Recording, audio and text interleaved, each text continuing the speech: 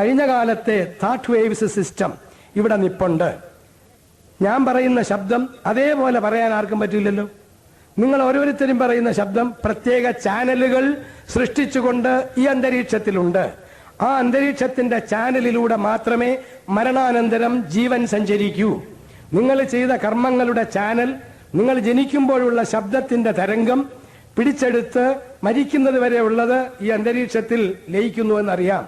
അങ്ങനെ ഈ അന്തരീക്ഷത്തിലെ ആ ചാനലിൽ കൂടി നമ്മുടെ ജീവൻ പരിചയമുള്ളതിൽ കൂടെ സഞ്ചരിക്കൂ.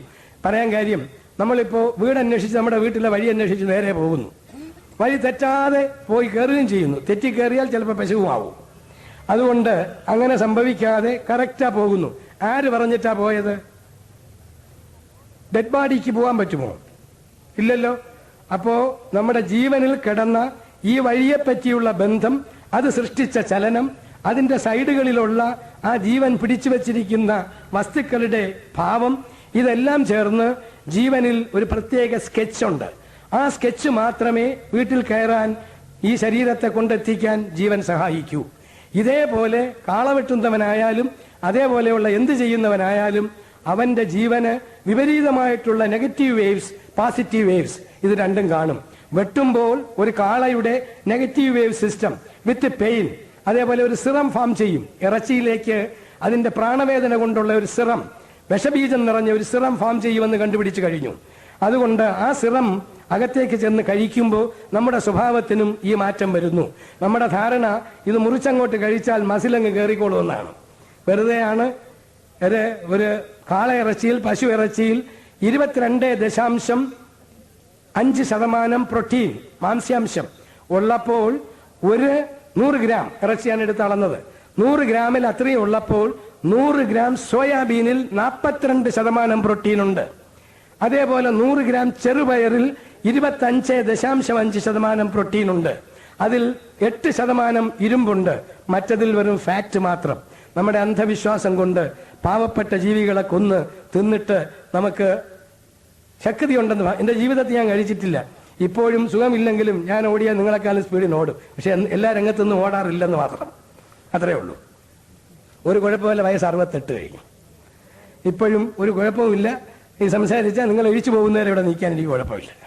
ശബ്ദമൊക്കെ കുറച്ച് വിഷമമാണെന്നേ ഉള്ളൂ ഇപ്പോൾ കണ്ടമാനമായിട്ട്. കാരണം ഇത് കഴിക്കേണ്ട ആവശ്യമൊന്നുമില്ല. നമ്മുടെ ആഹാര സമ്പ്രദായം, ഭാരതീയ സമ്പ്രദായം അതല്ല.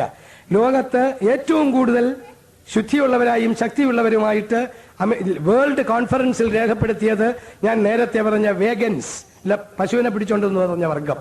അവരാണ് ഇതേവരെ ഉള്ളതിൽ ഏറ്റവും നല്ല ആരോഗ്യവാന്മാരായി കണ്ടുകിട്ടിയത്. അത് രേഖപ്പെടുത്തിയിട്ടുണ്ട്. ആ നമ്മൾ ഇന്ന് അനുഭവിക്കുന്ന ദുഃഖം എല്ലാം കഴിഞ്ഞിട്ട് തീർന്നു, സുഖമായിട്ട് ചിന്തിക്കുന്നു എല്ലാം ആയി എന്ന്. ഈ അന്തരീക്ഷത്തിൽ ഓരോ കൊല്ലപ്പെട്ട കാളയുടെയും ആന്റി വേവ്സ് കിടക്കും. യവൻ ഈ കാളയെ കൊല്ലുന്നതും യവന്റെ ജീവനുമായിട്ടുള്ള ബന്ധം അവസാനമായി ശരീരം കളയുമ്പോൾ ഈ ജീവൻ കൊല്ലപ്പെട്ട കാളയുടെ ഈ അന്തരീക്ഷത്തിൽ കിടക്കുന്ന വേദന നിറഞ്ഞ തരംഗവുമായിട്ട് യോജിക്കും. അവിടെ ആ കാളയുടെ സമ്മർദ്ദത്തെ കടന്നുപോകാൻ മനുഷ്യന്റെ ജീവന് കഴിയാതെ വരും. അങ്ങനെ കഴിയാതെ വരുമ്പോൾ ആന്റി വേവ് സിസ്റ്റത്തെ ചെറുത്തു നിർത്താൻ വേണ്ടി നമ്മൾ പനി വരുമ്പോൾ ബ്ലാങ്കറ്റ് എടുക്കുന്നത് പോലെ, ഒരു ഫോറിൻ ബോഡി ആണല്ലോ ബ്ലാങ്കറ്റ്, അതെടുത്ത് പുതയ്ക്കുന്നത് പോലെ ഈ തരംഗശക്തിയെ ചെറുത്തു നിർത്താൻ വേണ്ടി ഈ ജീവന്, ഈ കാളവെട്ടിയുടെ ജീവന് ഒരു ശരീരം സ്വീകരിക്കേണ്ടി വരും. ആ ശരീരം ഈ ശക്തിയെ, കൊല്ലപ്പെട്ട കാളയുടെ ജീവന്റെ ശക്തിയെ ചെറുത്തു നിർത്താനാണെങ്കിൽ ഒന്നുകിൽ കാളയുടെ സെല്ലുകൾ ഈ അന്തരീക്ഷത്തില്, ഋഗ്വേദം പറയുന്നു, ആൺകുട്ടിയെ വേണമെങ്കിലും പെൺകുട്ടിയെ വേണമെങ്കിലും ആവശ്യമുള്ള കൗണ്ടുകൾ ഈ അന്തരീക്ഷത്തിലുണ്ടെന്നും അതെടുത്ത് നമുക്ക് ആൺകുട്ടിയോ പെൺകുട്ടിയോ സൃഷ്ടിക്കാമെന്നും ഋഗ്വേദം പറയുന്നു. അവിടെ സയൻസ് ഇതുവരെ എത്തിയില്ല. അതുകൊണ്ട് ഞാൻ ഈ കാര്യം പറഞ്ഞത്, അത്തരത്തിൽ കിടക്കുന്ന തരംഗം, ഇത് ചെയ്യുന്ന ഒരുത്തന്റെ ജീവൻ ഏതെങ്കിലും ഒരു വസ്തുവിനെ സ്വീകരിക്കുമ്പോൾ അത് പിന്നീട് ഡെവലപ്പ് ചെയ്യുന്നത് ആഹാരത്തിലൂടെ. നമ്മുടെ രാമായണത്തിൽ തന്നെ ഉടനെ പുണ്യമൊടുങ്ങിയാൽ ഇന്നുതൻ മണ്ഡലേ ചെന്ന് പതിച്ചു നീഹാരസമേതനായി ഭൂമൗ പതിച്ച് ശാല്യാദികളായി പിറന്ന ബോധമർന്നു വാഴും ചിരതരം. പിന്നെ പുരുഷൻ ഭുജിക്കുന്ന ഭോജ്യങ്ങൾ തന്നെ ചതുർവിധമായി ഭവിക്കും ധ്രുവം എന്നതിലൊന്നു രേതസ്സായി ചമഞ്ഞ് അത് ചെന്നു സീമന്തിനി യോനിയിലായി വരും.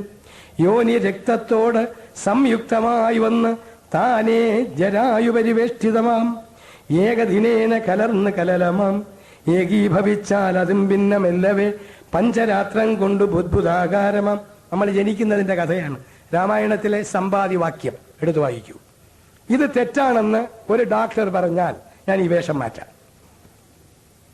രാമായണത്തിലെ സമ്പാദിവാക്യത്തിൽ നമ്മുടെ ബീജം സ്ത്രീയോനിയിൽ സ്ത്രീരക്തവുമായി യോജിച്ച് അവിടെ നിന്ന് ഭ്രൂണമായി വളർന്ന് ഓരോ ദിവസവും വരുന്ന മാറ്റങ്ങൾ, 5 ദിവസം കഴിഞ്ഞുണ്ടാകുന്ന മാറ്റം, 15 ദിവസത്തിൽ വരുന്ന മാറ്റം, ഇങ്ങനെ അവസാനം വരെ എഴുതി പ്രസവ സമയം വരെയുള്ള മാറ്റം.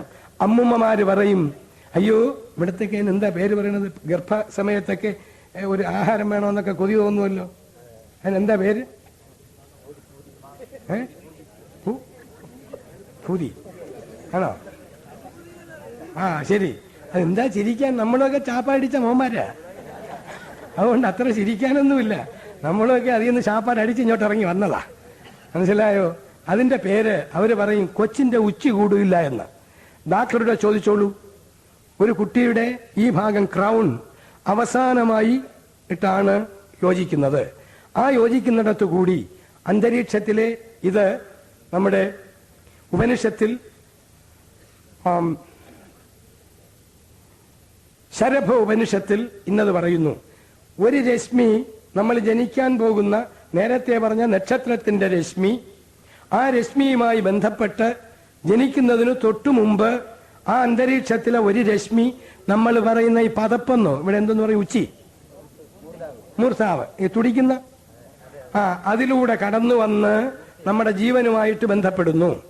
ആ കടന്നു വരുന്ന രശ്മി ഇങ്ങനെ നമ്മൾ ജീവിച്ച് വളർന്നു വരുമ്പോൾ ഈ പറയുന്ന രശ്മി വലയം തരുന്ന ഇതും സഞ്ചരിച്ചുകൊണ്ടേയിരിക്കും. അങ്ങനെ നമ്മുടെ മൂർധാവിനോട് ബന്ധപ്പെട്ടിരിക്കുന്ന രശ്മി വലയങ്ങൾ ഇതര നക്ഷത്രങ്ങൾ, ഗൃഹങ്ങൾ ഇതുമായിട്ട് പലതരത്തിൽ യോജിച്ചുകൊണ്ടിരിക്കും. അങ്ങനെ യോജിക്കുമ്പോൾ നമുക്കുള്ള അനുഭവം കാലത്ത് സൂര്യന്റെ ചൂട് കിട്ടുന്നത് പോലെ അല്ല ഉച്ചയ്ക്ക് സൂര്യന്റെ ചൂട്. അപ്പോൾ ഒരേ സൂര്യന്റെ ചൂട് 2 സമയത്ത് 2 രീതിയിൽ അനുഭവപ്പെടുന്നത് പോലെ ഈ പറയുന്ന രശ്മിയോട് ബന്ധപ്പെട്ട് അന്തരീക്ഷത്തിലെ ഈ എല്ലാ നക്ഷത്രങ്ങളും ഗ്രഹങ്ങളുമായി ബന്ധപ്പെട്ട് പല രീതിയിൽ ഉണ്ടാകുന്നു.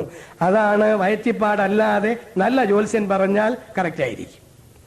ഇത് അങ്ങനെ പ്രപഞ്ചഘടനയിൽ നമ്മളുടെ ബന്ധം സ്ഥാപിച്ചുകൊണ്ട് ഭാരതം ഇവിടുത്തെ ഓരോ വാക്കും ഓരോ മന്ത്രവും മനുഷ്യത്വത്തെ നിയന്ത്രിച്ചുകൊണ്ട് ഈ പ്രപഞ്ചത്തിന്റെ ശരീരവുമായി നിബന്ധിപ്പിച്ച് നിർത്തി മനുഷ്യൻ എങ്ങനെ ജീവിക്കണം എന്ന് പഠിപ്പിച്ചുകൊണ്ടാണ് നമ്മുടെ ഈ കാര്യങ്ങൾ തന്നിരിക്കുന്നത്.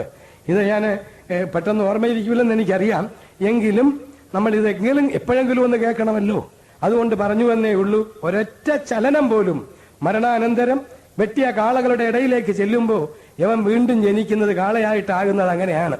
കാരണം ഈ ജീവന് തടസ്സം, ഒരു റെസിസ്റ്റൻസ് വേണമെങ്കിൽ അപ്പോൾ സ്വീകരിക്കേണ്ട ഒരു മാറ്റർ കാളയുടേതേ ആയിരിക്കും, ഇല്ലെങ്കിൽ പശുവിൻ്റേത്.